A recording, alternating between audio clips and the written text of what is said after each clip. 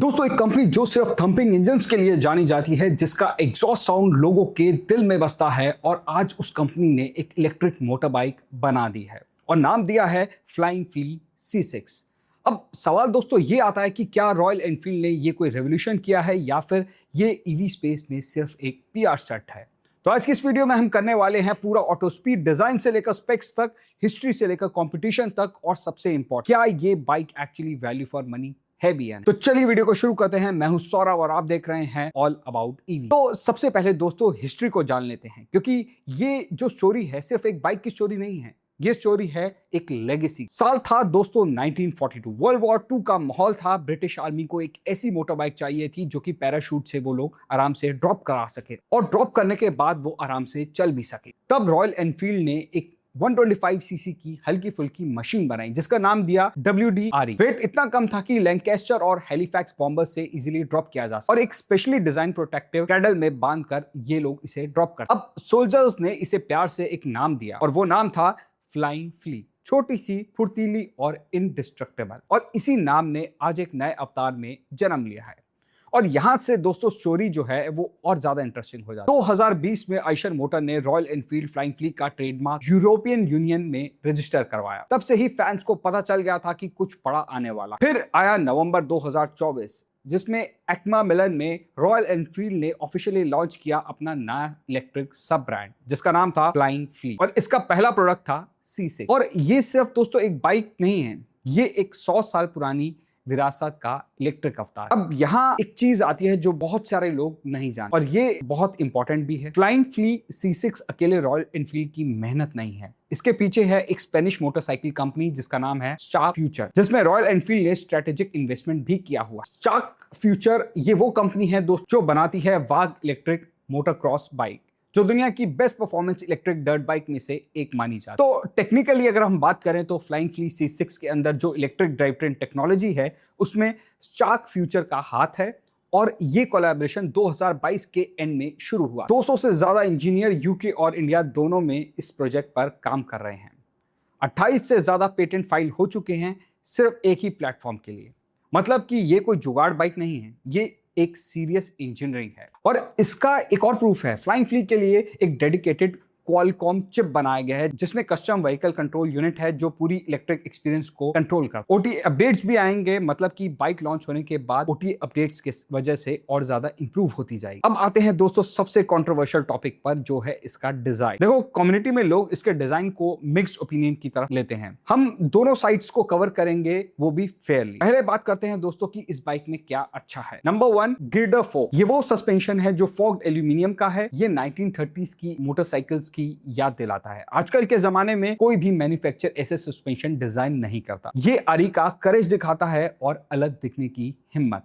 Number 2 की बात करें दोस्तों, मैग्नीशियम बैटरी केसिंग। एक फेक फ्यूल टैंक के अंदर बैटरी छुपा रखी है, और उसके फिन्स का डिजाइन ऐसा है कि फ्रंट में ऑड रोज हैं, रियर में इवन रोज हैं, और बीच में दोनों ट्विस्ट होकर एक विंग शेप बना दे। और ये सिर्फ फंक्शन नहीं है, ये एक आर्ट है। नंबर 3 पॉइंट की बात करें तो दोस्तों, round TFT touch screen 3.5 inch. Round retro feel सबसे ज्यादा स्टाइलिश इंस्ट्रूमेंट क्लस्टर जो अभी ईवी बाइक्स में देखा गया है। Next point is forged aluminium exoskeleton. Original flying flea के ड्रॉप केज से इंस्पायर्ड ये बाइक को एक स्कल्पचर की फील देता है। और हाँ, फ्लाइंग फ्ली C6 को red dot design concept award 2025 भी मिला है। तो डिजाइन कम्युनिटी ने ऑफिशियली इसे अप्रिशिएट भी किया है। अब बात करते हैं दोस्तों क्रिटिसिज्म की, और हाँ, हम यहाँ बिल्कुल ऑनेस्ट रहेंगे। ये बाइक जो है बिल्कुल स्किनी है, बहुत ज्यादा, इनफैक्ट बहुत ज्यादा स्किनी है। जब रॉयल एनफील्ड का नाम सोचते हो तो जहन में एक ही चीज आती है, वो भी मस्कुलर, थम्पी, भारी, क्लासिक 350 की हेवीनेस टाइप बाइक दिमाग। मीटियोर की बल्क, बुलेट की सॉलिडिटी। फ्लाइंग फ्ली C6 में ये कैरेक्टर थोड़ा सा मिसिंग होता है। हेडलाइट और टेल लाइट में आरी का DNA जरूर दिखता है, पर बॉडी बहुत ही ज्यादा स्लिम नजर आती है, और कुछ लोगों को ये एक बाइसाइकिल जैसी भी लगती है। कंपैरिजन के लिए 2018 में रॉयल एनफील्ड ने एक कॉन्सेप्ट KX बॉम्बर रिवील किया था, सेम गाइडर फोक सस्पेंशन के साथ, लेकिन वो बहुत ज्यादा मस्कुलर थी। C6 उस हिसाब से थोड़ी सी डिसअपॉइंटिंग लगती है। लेकिन एक चीज यहां नोट करो दोस्तों, ये डिजाइन डिलिबरेट है, ओरिजिनल फ्लाइंग फ्ली से भी स्लिम है, जो पहले आती थी, यूज होती, इसीलिए उसे पैराशूट से ड्रॉप किया जाता। C6 उस फिलॉसफी को ऑनर कर रही है। तो ये आप लोग डिसाइड करो कि लेगेसी करेक्ट है या फिर कॉम्प्रोमाइज अनएक्सेप्टेबल है। अब आते हैं दोस्तों असली गेम पर, यानी कि स्पेसिफिकेशन पर, और यहीं पर कुछ सरप्राइजिंग चीजें नजर आती। बैटरी की अगर मैं बात करूं तो दोस्तों 3.91 kilowatt hour lithium ion magnesium casing के साथ एयर कूल्ड देखने को मिलती है। इतनी स्किनी बाइक में इतनी बड़ी बैटरी काफी इंप्रेसिव है दोस्तों। क्लेम रेंज जो कंपनी इस बाइक की बोल रही है वो है 154 किलोमीटर, लेकिन अगर रियल वर्ल्ड में मैं आपको माइलेज या फिर रेंज की अगर मैं बात करूं तो वो अप्रोक्सीमेटली 100 टू 110 किलोमीटर की रहने वाली है, वो भी कंबाइंड राइडिंग। इको मोड में ये जरूर 100 किलोमीटर आराम से दे देगी। स्पोर्ट्स मोड में ये कहीं ना कहीं 70 टू 80 किलोमीटर की रेंज देने वाली है।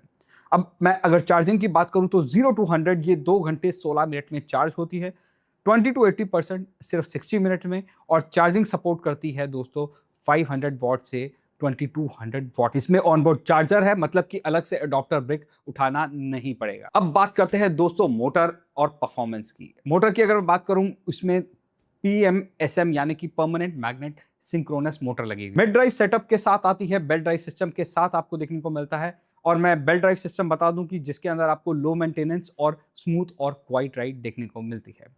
अगर मैं पीक पावर की बात करूं तो 15.4 किलोवाट यानी कि 20.6 bhp की पावर दे। पीक टॉर्क की बात करूं तो 60 Nm का टॉर्क देखने को मिलता है। 0 टू 60 किलोमीटर पर आवर की जो स्पीड है ये सिर्फ 3.7 सेकंड्स में अचीव कर लेते हैं। और अगर मैं टॉप स्पीड की बात करूं तो 115 किलोमीटर पर आवर की टॉप स्पीड देखने को। पावर डिलीवरी कैसी है? कंपनी का क्लेम ये है कंप्लीटली लीनियर, एकदम से झटका नहीं मिलने वाला, स्मूथ प्रोग्रेसिव एक्सीलरेशन, ये सिटी राइड के लिए परफेक्ट मानी जाती है। अब अगर मैं वेट की बात करूं और अर्गोनॉमिक्स की बात करूं तो कर्व वेट जो है 124 kg का है, जो कि इस सेगमेंट में सबसे लाइट बाइक्स में से एक है।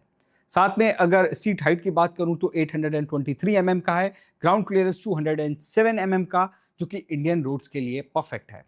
लोड कैरिंग कैपेसिटी जो है वो 160 kg है। व्हील्स 19 इंच के फ्रंट और रियर दोनों। टायर्स जो है वो C8 के देखने को मिलेंगे 90x90, 19 इंच के ट्यूबलेस हैं, ऑब्वियस है, दोनों तरफ आपको ट्यूबलेस टायर देखने को मिलेंगे। अब बात करें दोस्तों अगर राइडिंग मोड्स की तो 5 राइडिंग मोड्स देखने को मिलते हैं इस बाइक में। सिटी, रेन, हाईवे, स्पोर्ट्स और एक कस्टम मोड आता है। कस्टम मोड में आप थ्रॉटल रिस्पॉन्ड, ब्रेक फील और रीजन लेवल खुद सेट कर सकते हो। और कंपनी का क्लेम है कि 2 लाख से ज्यादा परम्यूटेशन इस मोड में पॉसिबल है, मतलब कि टेक्निकली हर राइडर अपनी यूनिक राइड सेटअप बना सकता है।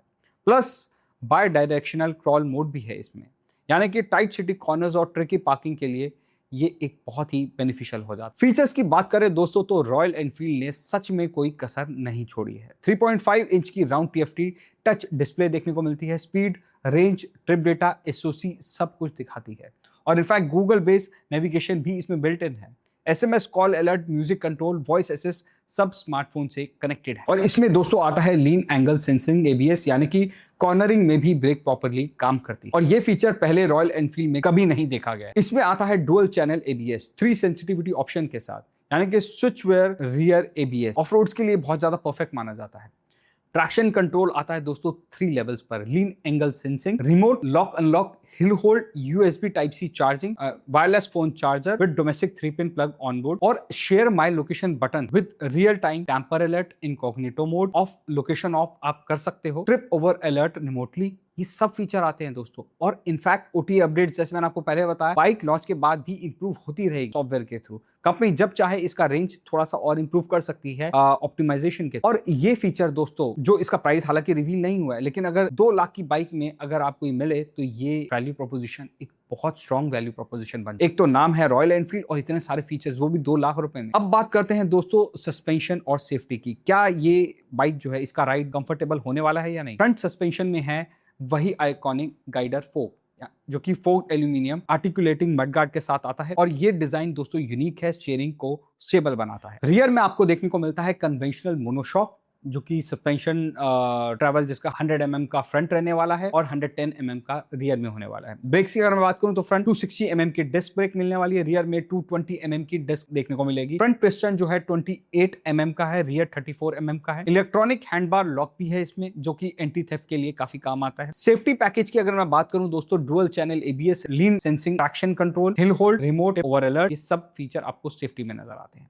और एक और इंटरेस्टिंग चीज है, ये पहली रॉयल एनफील्ड है जिसमें कॉर्नरिंग ABS स्टैंडर्ड है। और ये एक बहुत बड़ी डील। अब बात करते हैं दोस्तों कंपटीशन की, क्योंकि यहीं से पता चलता है कि C6 वैल्यू फॉर मनी है भी है। अगर मैं इसके प्राइस पॉइंट की बात करूं, अगर ये 2 लाख के अराउंड आती है, तो ओला रोस्टर प्रो जो है वो 1.99 से 2.49 लाख के अराउंड इसका प्राइस है। तो कंपेरेबल परफॉर्मेंस की अगर मैं बात करूं इन दोनों बाइक्स की, 115 किलोमीटर पर आवर की टॉप स्पीड आती है इसमें, लेकिन ओला का जो ब्रांड ट्रस्ट और सर्विस नेटवर्क है वो आरई के जो रॉयल एनफील्ड के सामने अभी फिलहाल के लिए तो कुछ भी नहीं है। अब दूसरे अगर कंपटीशन की बात करूं दोस्तों, तो वो है रिवोल्ट RV 400 जो कि 1.39 लाख के अप्रॉक्स आती है। ये काफी अफोर्डेबल बाइक है, लेकिन फीचर्स और बिल्ड क्वालिटी में काफी पीछे है इस रॉयल एनफील्ड की बाइक। अब एक और बाइक आती है मैटर एरा जो कि 1.83 लाख की है। गियर बॉक्स वाली बाइक है, ये इलेक्ट्रिक बाइक है, इनफैक्ट यूनिक है कुछ निश प्रोडक्ट। एक और बाइक इसकी कंपटीशन में आती है, वो है ultra violet F77 Mark II जो कि 2.99 से 3.99 लाख के बीच में आती है। ज्यादा पावरफुल है, लेकिन ज्यादा उसमें रेंज आप कह सकते हैं मिलने वाली। अगर मैं एक ऑनेस्ट कंपैरिजन की बात करूं, तो परफॉर्मेंस नंबर में ओला रोस्टर प्रो कंपेरेबल है फ्लाइंग फ्ली C6 से,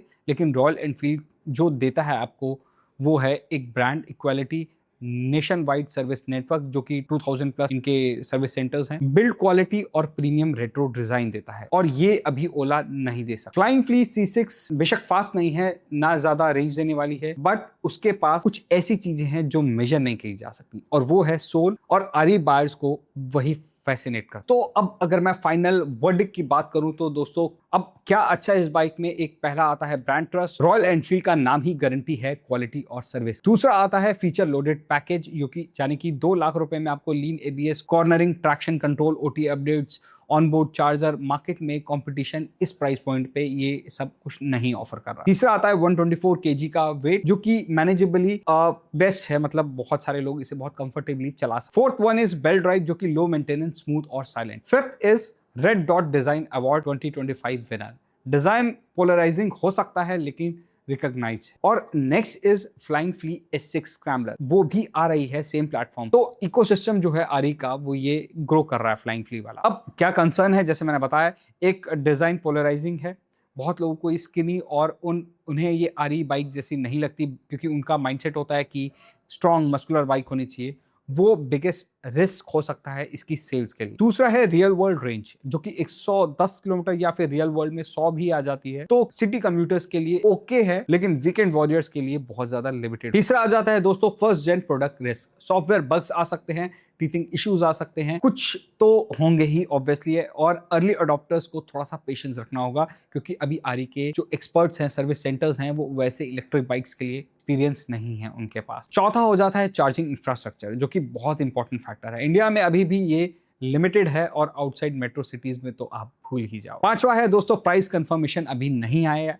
अगर ये 2.5 से 3 लाख के बीच में लॉन्च होती है तो वैल्यू इक्वेशन जो है वो थोड़ा सा टाइट। अब फ्लाइंग फ्ली C6 एक अच्छी बाइक है, ये उन लोगों के लिए परफेक्ट है जो मेट्रो, सेमी मेट्रो में रहते हैं, होम चार्जिंग की सुविधा है, और रॉयल एनफील्ड के फैन हैं, और एक यूनिक हेरिटेज इंस्पायर्ड ईवी चलाना चाहते हैं। और ये उन लोगों के लिए नहीं है जो मैक्सिमम रेंज देखते हैं, माचो मस्कुलर डिजाइन प्रेफर करते हैं, बजट कॉन्शियस हैं, या फिर रूरल एरियाज में रहते हैं जहां पर चार्जिंग इजी नहीं। और दोस्तों अप्रैल 10 को ये लॉन्च होने वाली है, प्राइस रिवील होगा तब। अगर ये 2.5 से या 2 लाख से 2.5 लाख के बीच के आसपास होती है तो ये कैटेगरी का विनर हो सकता है। तो ये था दोस्तों royal Enfield flying flee C6 का हिस्ट्री से लेकर स्पेक्स तक, डिजाइन से लेकर कंपटीशन तक सारा डिटेल। अब आप बताओ कमेंट में, क्या आप ये बाइक खरीदोगे अगर ये 2 लाख में लॉन्च होती है, या फिर नहीं खरीदोगे? अगर आपको दोस्तों वीडियो पसंद आया है तो वीडियो को लाइक करो, चैनल को सब्सक्राइब करो, और बेल आइकन जरूर दबाओ ताकि आप अगली वीडियो मिस ना कर सको। मिलते हैं आपसे नेक्स्ट वीडियो में, तब तक के लिए drive safe and stay electric. Thank you.